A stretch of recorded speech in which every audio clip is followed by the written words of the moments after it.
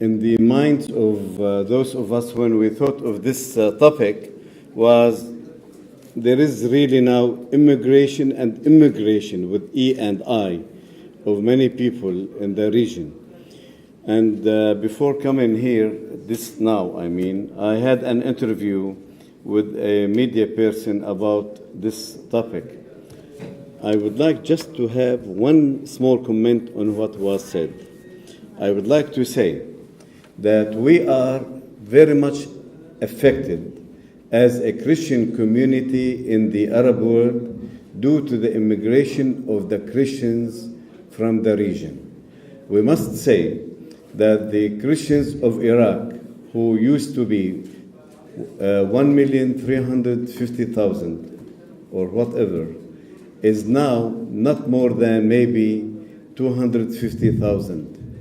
They have been immigrating for the last decade, and in the last 2-3 years, I think that most of them have immigrated. And those who were not immigrated, mostly those who were in Wadi Karakush and in Mosul, were forced to become internally displaced, and most of them have left. None of those who have left Mosul went back. Few of those who left Wadi Karakush are going back, and the rest are either in Amman, Jordan, waiting to take 10,000 of them will go to France. They are being granted a visa to go, and they are waiting for their visa. Thousands are in Lebanon, registering with the UNHCR to leave, and so on the case for most of them.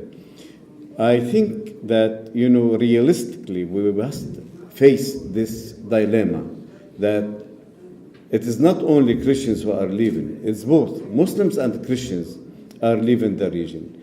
Christians and Muslims are leaving Syria and Iraq. But because the number of the Christians is less, we see that, the Christian community is definitely decreasing in number. And in Syria, we have whole areas where no more Christians are. For example, in Al-Raqqa, where Daesh or ISIS are there, and they have imposed Islamic law.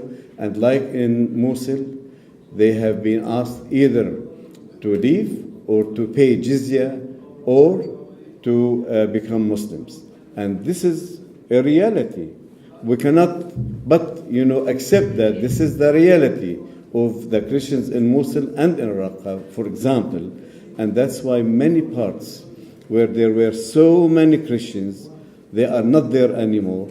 And most of them they are becoming internally displaced, and then they see that they are becoming again internally displaced. I am someone who is facing this kind of internally displaced people, and therefore they leave.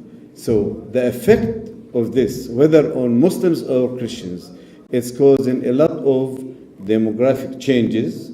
There are whole communities that are not there anymore in their homeland, and there are so many of them that have gone and they will not come back to their countries or national countries.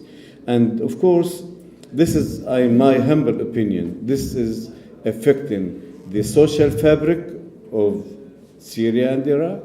It's affecting the religious fabric as well, and it is causing a lot of nonsense or disturbance in our communities, whether Muslims or Christians. Same is true for many Muslims who are either Sunnis or Shias, Sunnis or Alawites. We can see that this is something that is happening internally, internal displacement, and yet they all are leaving their countries. Now, what is the effect of those immigrating to the West? I think you people should know.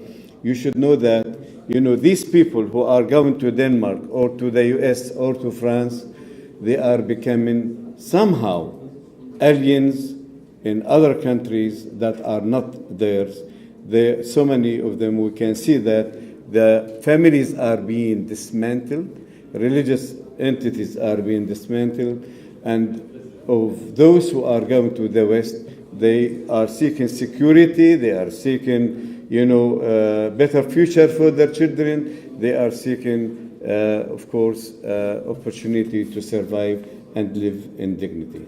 I am so sorry that this topic should have been maybe also addressing.